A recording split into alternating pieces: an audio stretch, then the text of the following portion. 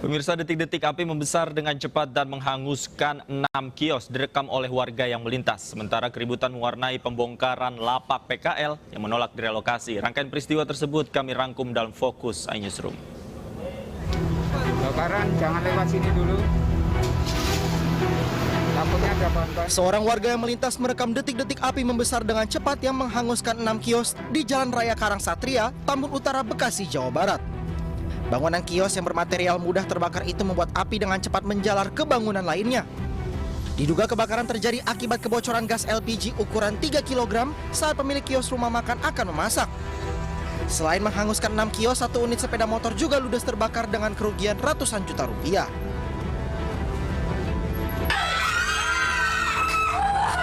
Ketegangan bercampur kekecewaan terpancar di kediaman salah satu pemain kunci timnas Indonesia, Egy Maulana Fikri, pada final Piala AFF 2020 tadi malam. Indonesia harus takluk dari Thailand dengan skor cukup telak 0-4. Hampir setiap Egy menyentuh bola dan timnas Indonesia menyerang, keluarga besar Egy tak henti-hentinya berteriak memberikan dukungan. Meski timnas kalah, namun keluarga Egy berharap timnas mendapat keajaiban pada leg kedua nanti.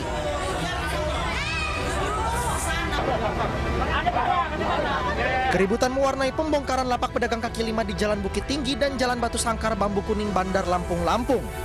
Pedagang menolak lapaknya dirobohkan oleh Satpol PP dengan alat berat karena ingin membongkarnya sendiri. Selain itu, pedagang juga menolak relokasi ke tempat baru dengan alasan sepi dari pembeli. Sebelumnya, pemerintah Kota Bandar Lampung telah menyampaikan rencana pembongkaran lapak kepada pedagang sejak 16 November lalu. Karena pedagang memilih bertahan sehingga akhirnya dibongkar paksa.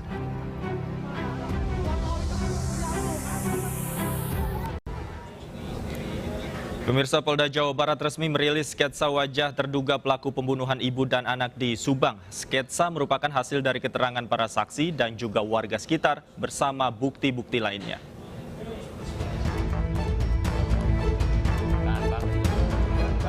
Setelah 4 bulan lebih, polisi akhirnya merilis sketsa terduga pelaku pembunuhan ibu dan anak di Subang, Jawa Barat.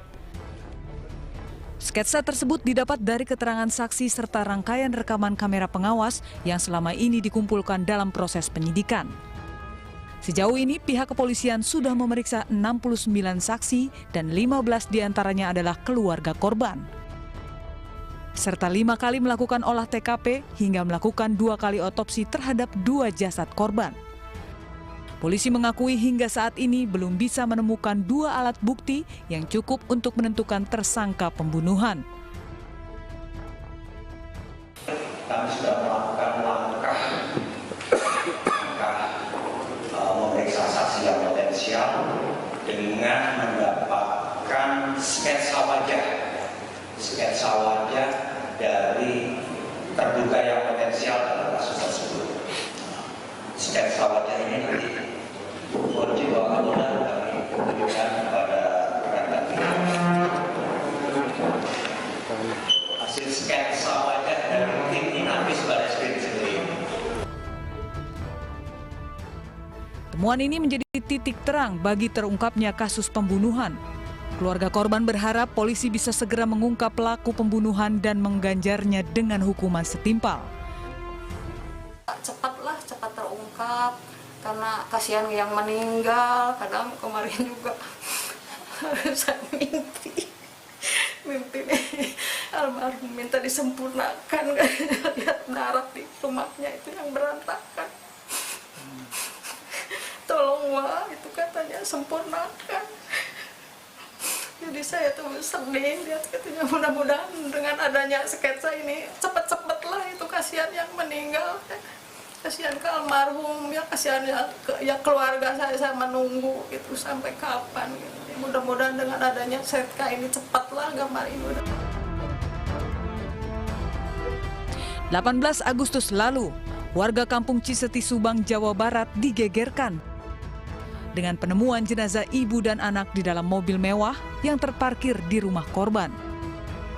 Polisi yang mendapatkan laporan langsung menggelar olah tempat kejadian perkara dan mengidentifikasi kedua korban. Diketahui korban bernama Tuti Suhartini, 55 tahun, dan Amalia Mustika Ratu, 23 tahun.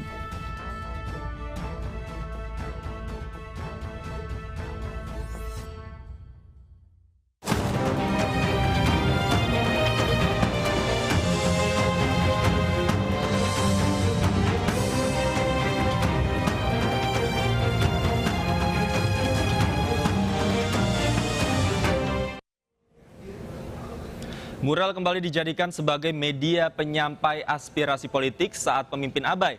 Nyatanya pemerintah bukan evaluasi diri, malah bertindak represif dengan menghapus mural-mural yang bernada menyindir. Kritik yang harusnya jadi vitamin bagi negara, kini justru seolah menjadi virus yang tersandera.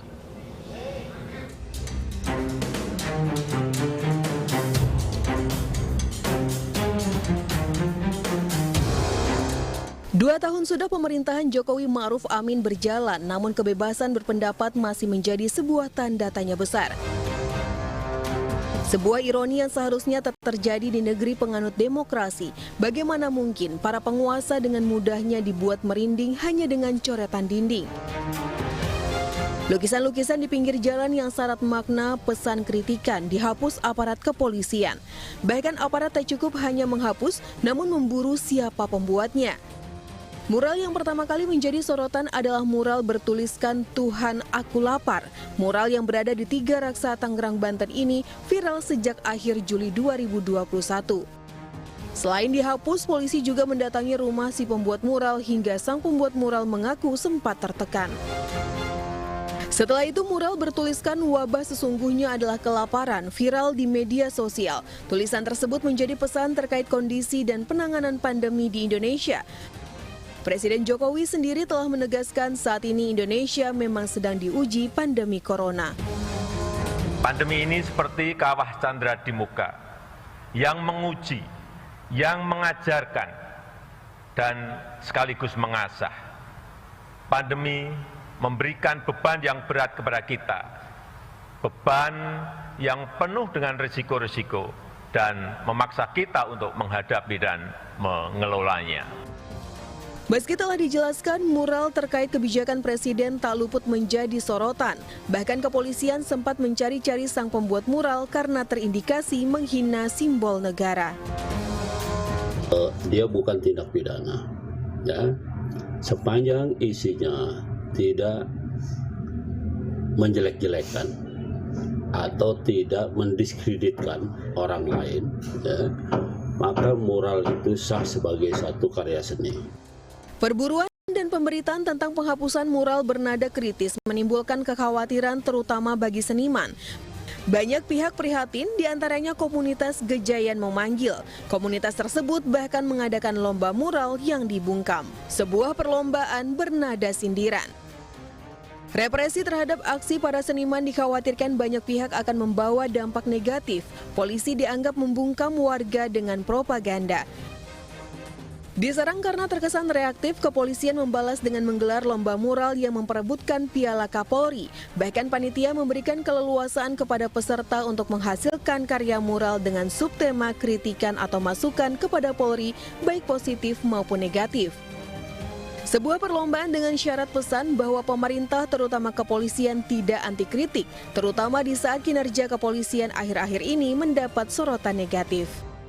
Juara satunya adalah yang berani mengkritik Polri. Oleh karena itu tentunya kritik ini tentunya akan kami terima, dan juga ini adalah aspirasi harapan masyarakat tentang perbaikan Polri ke depan.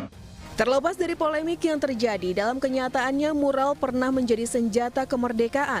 Salah satu tokoh kemerdekaan, Tan Malaka, dianggap sebagai aktor yang menggelorakan semangat perjuangan melalui mural. Ia mengajak segenap pemuda untuk menggoreskan pekikan kemerdekaan di tembok-tembok jalanan. Kini setelah 76 tahun kemerdekaan, mural justru dianggap mengganggu bahkan diperangi, seolah menjadi isyarat potret muram demokrasi di Indonesia, terutama dalam hal kebebasan berekspresi.